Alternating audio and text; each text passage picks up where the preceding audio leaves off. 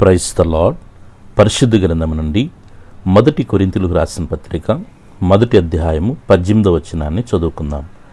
సిలువను గూర్చిన వార్త నశించుచున్న వారికి వెరితనము గాని రక్షింపబడుచున్న మనకు దేవుని శక్తి. ప్రార్థన చేసుకుందాము. తండ్రి, మీ ప్రియకుమారుడు మా రక్షకుడైన యేసుక్రీస్తు నామ ఘనతలో, పరిశుద్ధాత్మ దేవుని యొక్క ప్రేరణ నడిపింపులో ఈ రాత్రికాల సమయంలో ఆత్మీయ కుటుంబ సభ్యులందరితో కలిసి ప్రార్థించుకునే కృపను, భాగ్యాన్ని, ధన్యతను మీరు మాకు అనుగ్రహించినందుకు స్తోత్రములు. ఈ దినమంతా కూడా మీ సన్నిధి మాకు తోడుగా ఉంచి మీ కృపాక్షేమములు మమ్మల్ని వెంబడించుటకు మీరు చూపిన కృపకై మనసారా మేము స్తుతిస్తూ ఉన్నాం.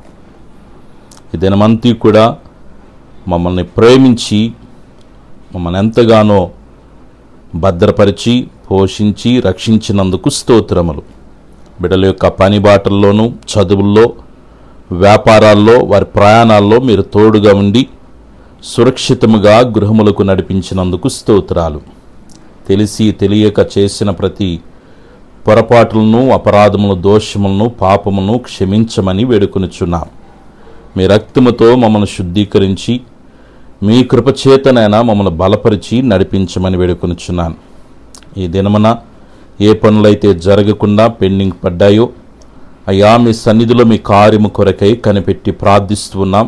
బిడల పక్షాన పెండింగ్గా ఉన్నటువంటి వర్కులన్నిటిని కూడా ప్రభువా మీరు సక్రంగా జరిగించమని వేడుకొనుచున్నాను. ఒకవేళ ఏదన్నా నైనా మనశ్శాంతి లేక, సమాధానం లేక, సంతోషం లేక బిడలు ప్రభువా మరి ఇబ్బంది పడుతూ ఉంటే మీ గాయపన అస్సుము చేత బిడలని మీరు స్పర్శించండి, మనశ్శాంతిని దయచేయండి, సమాధానం దయచేయండి. కుటుంబాల్లో ఉన్నటువంటి కలహాలను మీరు తొలగించండి ప్రభువా. భార్యాభర్తల మధ్య, కుటుంబ సభ్యుల మధ్య, కుటుంబంలో ఎంతమంది నివసిస్తున్నారు అందరూ ఒకరి ముఖాలు ఒకరు చూసుకోగలిగినటువంటి సమాధానాన్ని మీరు విస్తరింపచేయమని వేడుకొనుచున్నాను. కుటుంబ సమస్యలన్నిటి నుంచి నీ బిడలకి విడుదల కలుగునుగాకని ప్రార్థిస్తున్నాను. ఏ పరిస్థితులు అయితే బిడల్ని భయపెడుతూ ఉన్నాయో అయ్యా, బిడల్ని ప్రభువా టెన్షన్ గురి చేస్తూ ఉన్నాయో, ఆరోగ్య విషయాల్లో బిడలు ఎదుర్కొనే సమస్యల కొరకై మీ సన్నిధిలో ప్రార్థన చేస్తున్నాను. యేసుక్రీస్తు నామములో బిడల్ని ఇబ్బంది పెడుతున్న ప్రతి పరిస్థితి నుంచి విడుదల కలుగునుగాకని ప్రార్థన చేస్తున్నాను. తండ్రి, మీ గాయపన హస్తం చేత బిడల మీద తాకండి, ముట్టండి, మంచి ఆరోగ్యాలు ప్రసాదించండి. నా యేసయ్య నాకు తోడుగా ఉన్నాడనే ఒక నిశ్చయితను బిడ్డలకి మీరు కలుగ చేయమని వేడుకొనుచున్నాను. ఆత్మీయంగా బలహీనంగా ఉన్న బిడ్డలను మీరు బలపరచండి. ప్రార్థనల ద్వారా, వాక్యము ద్వారా నీతో సహవాసం చేయుటకు, నీ కృపలో తండ్రి దినదినము బలపడుటకు సహాయం చేయమని వేడుకొనుచున్నాను. తండ్రి, ఈ దినమున పుట్టినరోజు, పెళ్లి రోజు జరుపుకుంటున్న బిడ్డలందరినీ మీరు దీవించండి.